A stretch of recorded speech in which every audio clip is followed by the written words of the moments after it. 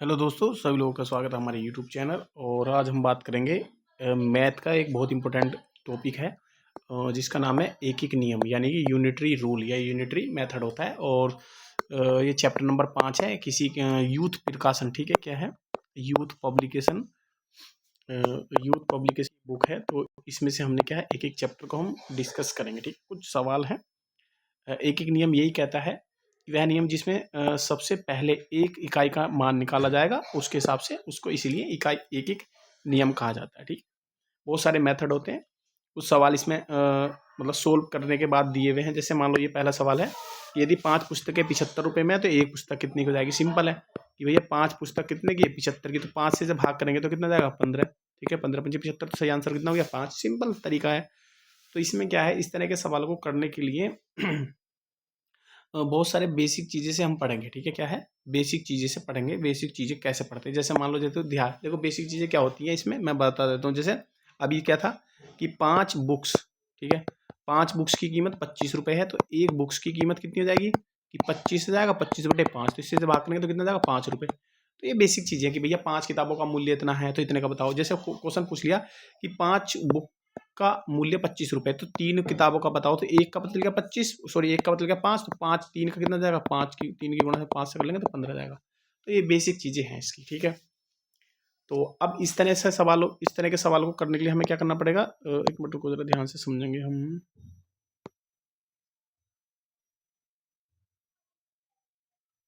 चलो, अब देखो, ये है किसी संपत्ति के 1/4 भाग, ध्यान से समझेंगे दोबारा से। ठीक है, इसमें सोल्व करे हुए हैं, कोई दिक्कत नहीं है, इतनी परेशानी वाली बात नहीं, लेकिन अगर तुम्हें समझ में नहीं आता तो मैं दूसरे तरीके से बताता हूँ। ठीक है, जैसे किसी संपत्ति के 4/5 भाग का मूल्य 5,000 रुपये है। कितना है, मतलब किसी संपत्ति के 4/5 भाग का मूल्य 5,000 रुपये है, तो संपत्ति के आधे भाग का मूल्य बताना। तो पहले तो हमें पता होना चाहिए क्या है। जैसे मान लो हम लिखेंगे 4/5 भाग का मूल्य कितना हो गया, 5,000 रुपये। तो हम एक भाग का कितना जाएगा, 5 गुणा, ये 5 इधर चला जाएगा, नीचे कितना जाएगा, 4 आ जाएगा। इस 4 से इसे सोल्व कर लेंगे। ठीक है, इसे जब 4 से सोल्व करेंगे तो हमारे पास देखो 4 से सोल्व करेंगे तो 4 एकम 4, ठीक है, और एक इधर का 4 दूनी 8, फिर इधर से 4 पंजे 20, तो ये हो गया।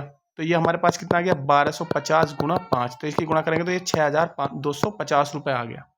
मतलब ये आया है एक टोटल पूरा भाग आ गया, यानी कि कितना भाग है, टोटल संपत्ति कितनी आ गई। संपत्ति का आधा बताना, तो संपत्ति का आधा कितना जाएगा, ये इसे 2 से डिवाइड करेंगे तो देखो संपत्ति कितनी है हमारे पास, ये आ गई 6,200, तो इसका जब आधा करेंगे 2 से भाग करेंगे तो ये जाएगा हमारे पास 3125 रुपये। ठीक है, अब क्या है, इस तरह के बहुत सारे सवाल हैं, प्रैक्टिस के लिए दिए गए सवाल हैं। जैसे अगला सवाल क्या है कि 1 दर्जन कॉपी का मूल्य 42 रुपये है। ठीक है, 1 दर्जन कॉपी का मूल्य 42 रुपये, तो 5 कॉपियों का मूल्य कितने रुपये हो जाएगा। ठीक है, तो आप लोग को ये ध्यान से समझना बात को कि क्या है इसमें, 1 दर्जन का मतलब है कि 12, क्या है, मैं लिख देता हूँ यहाँ 12 कॉपियों का मूल्य कितना हो गया, 42 रुपये हो गया। तो एक का कितना जाएगा, 42/12, तो 12 से काटेंगे तो 12 कम 12, 12 दूनी 24, 12 36, 12 चौक 48। इस तरह वाला अगर हम भाग करेंगे तो ये डिवाइड नहीं होगा, तो यहाँ जाएगा 3.5, या ना भी आएगा तो हम क्या करेंगे, सिंपल ऐसे लिखे रहने देंगे इसे। ठीक है, सिंपल ऐसे लिखे रहने देंगे, 42/12।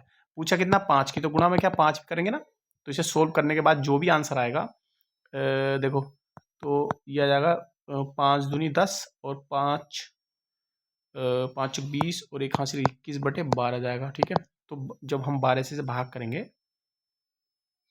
तो 12 से जब हम भाग करेंगे इसे 21 को, तो हमारे पास लगभग, एक मिनट रुको जरा,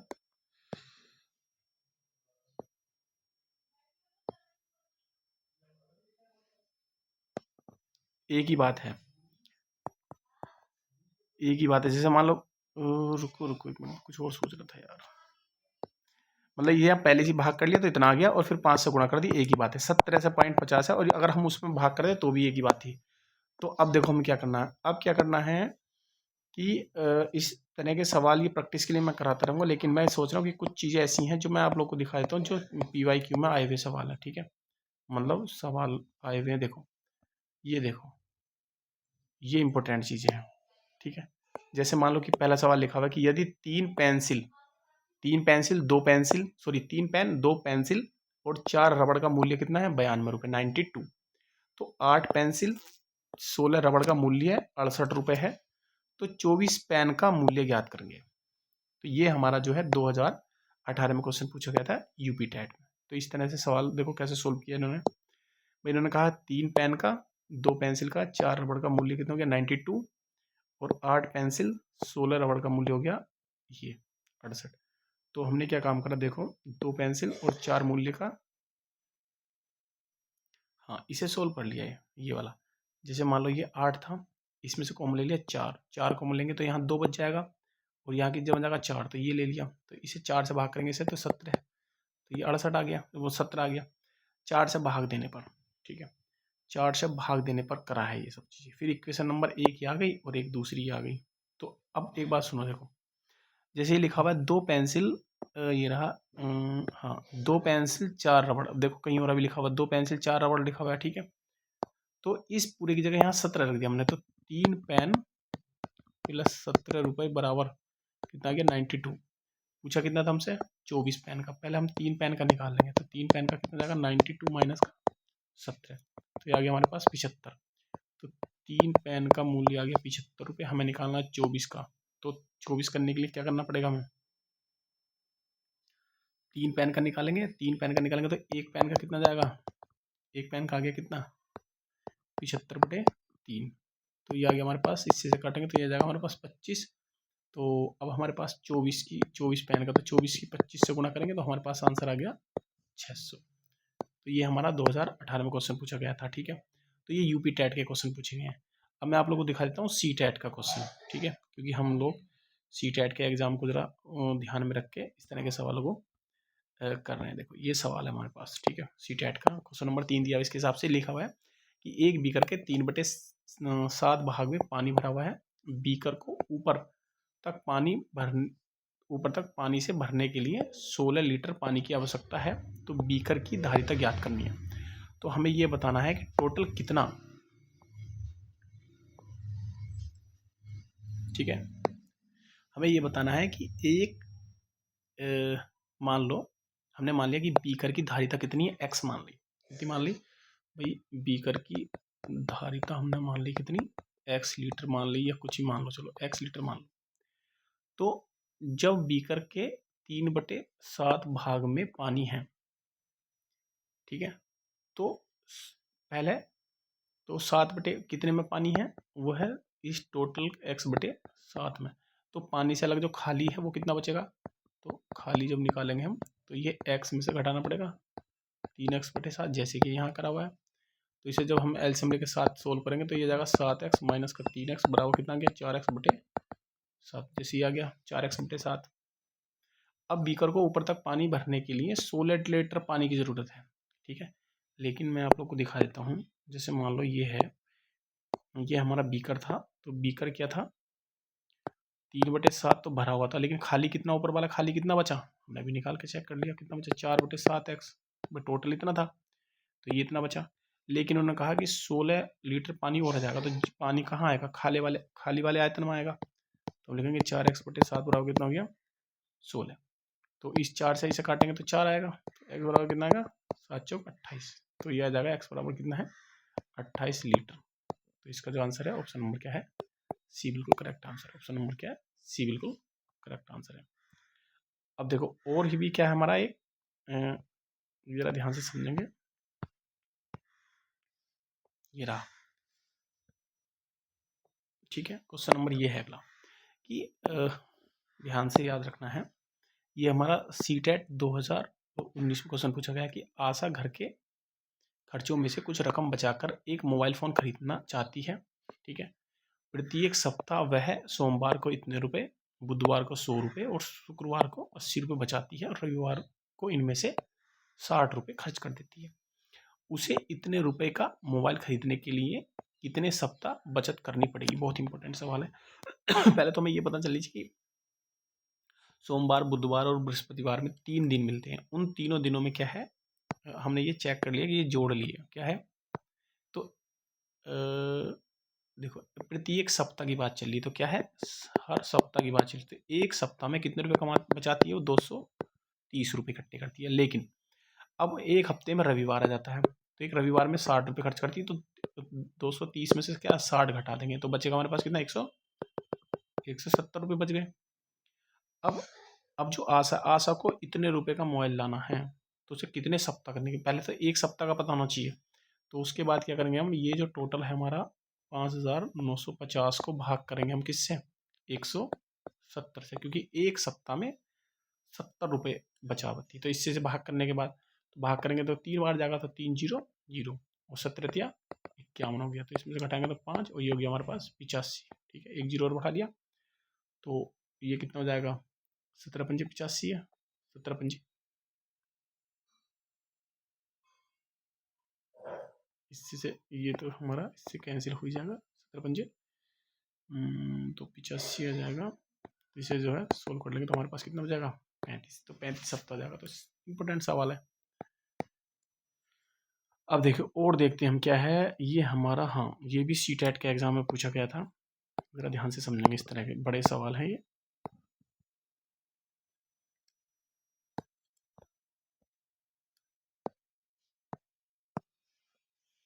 देखो ये सवाल, एक मिनट को जरा मैं दिखा देता हूँ तुम्हें। हाँ,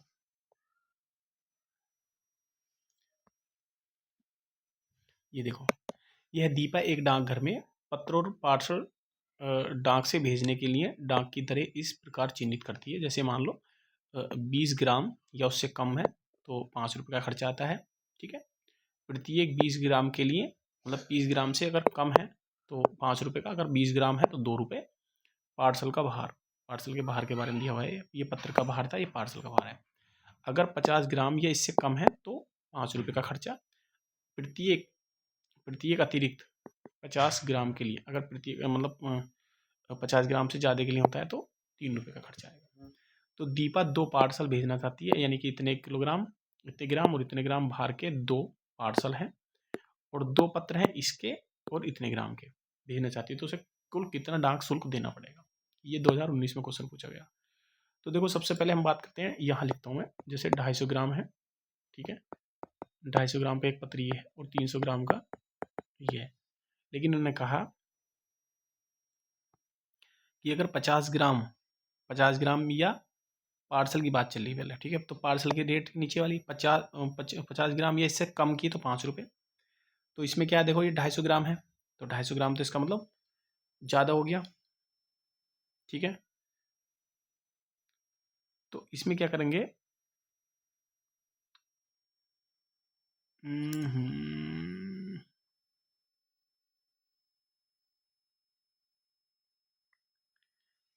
अच्छा, प्रति 50 ग्राम या उससे कम पार्सल के लिए 5 रुपये, और प्रत्येक अतिरिक्त 50 ग्राम के लिए 3 रुपये। तो हम क्या करेंगे, अच्छा बड़े लॉजिकली सवाल दिया हुआ है भाई, ये बड़ा लॉजिकल सवाल पूछा गया है, बहुत अच्छे सवाल पूछा गया है इसमें। इसमें ज़रा छोटा कर लेता हूँ और ज़रा देखते ध्यान से क्या क्या करा गया है इसमें। ठीक है, इसमें देखो, इसमें क्या है, 50 ग्राम या इससे कम पार्सल वाले का हम जो है लैंग्वेज में गड़बड़ कर रहे हैं। ठीक है, तो 5 रुपये और प्रत्येक अतिरिक्त 50 ग्राम पार्सल के लिए 3 रुपये। तो अगर जैसे 250 ग्राम है, ठीक है, तो इन्होंने क्या है, 250 ग्राम की बात चल रही है, तो 250 ग्राम पार्सल के लिए क्या है, इन्होंने क्या काम करा, 50 ग्राम अलग लिख लिया, 50 ग्राम की 4 से गुना कर लेंगे तो 200, तो ये हो जाएगा 200 ही हो गया। 250 ग्राम 50 ग्राम पार्सल के लिए लागत कितनी आएगी भाई, 50 ग्राम तक, 50 ग्राम या इससे कम के लिए आएगा 5 रुपये। तो ये ले लिया हमने, 5 रुपये ले लिया। और इससे ऊपर का कितना है, इससे ऊपर के कितने हो गए, 5 ग्राम के हिसाब से 400 हो गया। तो अब उसके बाद क्या, कितने कितने हो गए, 200 के हिसाब से 4 जगह, तो 4 की गुणा कर लिया हमने 3 से, क्योंकि 50 ग्राम उधर हो जाएगा। तो इस हिसाब से इसके जोड़ने के बाद 70 रुपये आ गया। ठीक है, अब ये दोनों के लिए आ गया। अब हम 300 ग्राम की बात करेंगे, 300 ग्राम का भी ऐसी 50, और 50 50 5 जगह करके 250 हो जाएगा। तो इसकी 3 रुपये लागत और इसकी 5 रुपये। तो इन्हें सबको जोड़ने के बाद जो है हमारे पास 5 और 5 15, ये हो गया 20। ठीक है, अब 250 ग्राम और 300 ग्राम पार्सल के लिए क्या लागत होगी, 17 और 20, ये हो गए 37 रुपये। लेकिन अभी ये वाले भी तो लगाने ना, 37 रुपये तो पार्सलों की हो गई, 37 रुपये हो गई पार्सलों की। ठीक है, अब 20 ग्राम या इससे कम पत्र भेजने के लिए 5 रुपये, और प्रत्येक 20 ग्राम या पत्र भेजने के लिए 2 रुपये। तो 20 ग्राम पत्र भेजने के लिए क्या 5 रुपये है, और 35 ग्राम कितने के लिए हो जाएगा, 20 प्लस का 15, तो 20 ग्राम भेजने के लिए 5 रुपये और 15 ग्राम भेजने के लिए भी 2 रुपये हो जाएगा, तो 7 रुपये हो गया। और 7 और 5 कितना हो गया, 12, और उसमें कितना था, 37 था, तो 12 और 37 कितना हो गया, 39 रुपये। तो इसका जो राइट आंसर है 39 रुपये हो गया भाई। ये तो थोड़ा सा हार्ड सवाल आया था उस हिसाब से, ठीक है, तो 39 रुपये है, ठीक है, कितना, 39 रुपये, ठीक है। तो थोड़ी कैलकुलेशन ज़्यादा थी लेकिन लॉजिकल चीज़ें थी बस। चलिए अभी देखो, अब सी टैट का 2019 में क्वेश्चन पूछा गया था कि 1/16 किलोग्राम चीनी से इतने किलोग्राम चीनी के कितने पैकेट बनेंगे। तो हमें सिंपल डिवाइड करना है और कुछ नहीं करना है इसमें, ठीक है। डिवाइड ये करना है कि 1/16 किलोग्राम और चीनी से इतने किलोग्राम चीनी के कितने डिब्बे बनेंगे। तो कितने पैकेट बनेंगे, 4 या 12 और 13/4, ठीक है। तो इसे सोल्व करेंगे, 1/16 इंटू 4/13 हो जाएगा, ठीक है। तो ये 4 ही कम 4 चौक 16 और 13 चौक 52 हो गया, ठीक है। 1/52 है, उल्टा हो गया, कोई दिक्कत नहीं, तो इसका सही आंसर हो जाएगा 52 है, ठीक है। चलिए आगे देखो क्या है, अच्छा आगे मैं देखता हूँ। अच्छा ये वाला सवाल हमारा सी टेट में नहीं पूछा गया था, आगे सी टेट का और हमारा सवाल क्या था, ये पूछा गया था, देखो जरा ध्यान से, 2012 में पूछा गया था सी टेट का। एक पेंसिल का मूल्य 2.5 रुपये है। अच्छा 2.5 रुपये का मतलब 5/2, ये 2 से ही 1/2 लिखेंगे, या 2.5, 3 तरीके से लिख सकते हैं हम, ठीक है। 5/2 को भी 2.5, 2 से ही 1/2 को भी 2.5, या 2.5 को भी 2.5 बोलते हैं। तो एक पेंसिल का मूल्य 2.5 रुपये है। अमित डेढ़ दर्जन पेंसिलें खरीदता है और दुकानदार को 100 रुपये देता है। एक पेंसिल की, देखो इसमें क्या है, आपको बता देता हूँ सिंपल तरीके से। तो इसमें सिंपल तरीके से क्या होगा कि एक पेंसिल का मूल्य कितना है, 2.5 रुपये, 5/2 है। अमित डेढ़ दर्जन मतलब एक दर्जन में तो 12 हो गए, और आधा दर्जन का 6 हो गया, तो 12 और 6 18। तो इसका मतलब क्या है कि 18 पेंसिल खरीदता है, तो 18 की गुणा कर ले, एक पेंसिल कितनी होगी, 18 से गुणा कर लेंगे, तो 2 से काट लेंगे 9 बार, 2 से काट लेंगे 9 बार, तो 9 पंजे 45 हो गया, ठीक है। 45 रुपये की मिली, वो दुकानदार को 100 रुपये दिए हैं, तो कितने रुपए बचे, तो 100 रुपये में से क्या है, 100 रुपये में से अगर 45 घटाएंगे तो हमारे पास बच जाएगा 55। तो सही आंसर हो जाएगा ऑप्शन नंबर क्या, सी बिल्कुल करेक्ट आंसर है। ये हमारा 2012 में क्वेश्चन पूछा गया था।